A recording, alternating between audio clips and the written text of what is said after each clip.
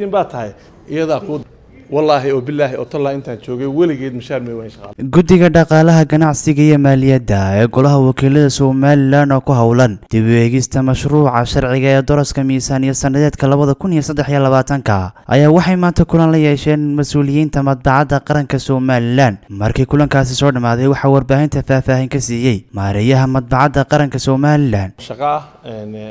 xarunta golaha wakiilada qaranka Somaliland waxaanu wada fariisanay guddiga dhaqaalaha golaha wakiilada guddi hoosaadka dhaqaalaha golaha wakiilada waxaanu ka wada hadalnay qoro waxay ahayd miisaaniyadda daraska miisaaniyadda sanadka 2023 ay wax naga weydiiyeen maadaama aan daraska wakaaladda madbacadda qaranka anagu diyaarinay waana isqarcinay shaqadana si fiican bay noogu soo dhamaatay intaas heshiiskaana ma ahan heshiis xitaa aniga igu eega waa go'aan madaxweynaha qaranka Somaliland iyo aniga iyo baankana dhex maray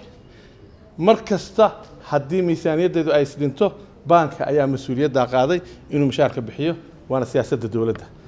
annaga iyo baanka u bahdana mar kaleeto ka xisaabtano taas wata madbacaddu ma shaqeysa ayaa tiri haddana gaari haddaad wato rotikiska ku saaran ana daabacay waa markii ugu horeysay taariikhda ee Somaliland rotikis daabacato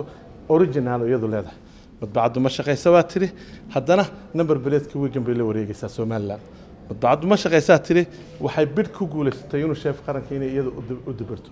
madbacaddu ma shaqeysaa tiri buugaagta baanka qaranka Somaliland iyada daabacdo haddaad sheeg qaadanayso maanta inay yahay miskiin baa tahay iyada ku daabacday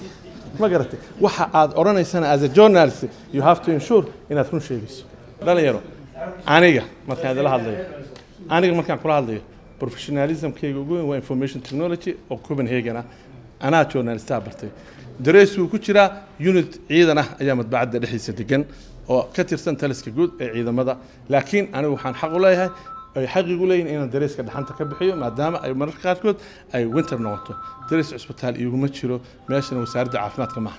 xamse dalxa wararka telefishinka saab hargeysa واو اسبوعك في عايز صاحبي wadkeeshi sama ما شاء الله صح ما عاد كش بسيط waxaan ku shubtay xilmo furan $10 baad ku shuban kartaa 5 baad ku shuban kartaa 15 baad ku shuban kartaa 20 baad ku shuban kartaa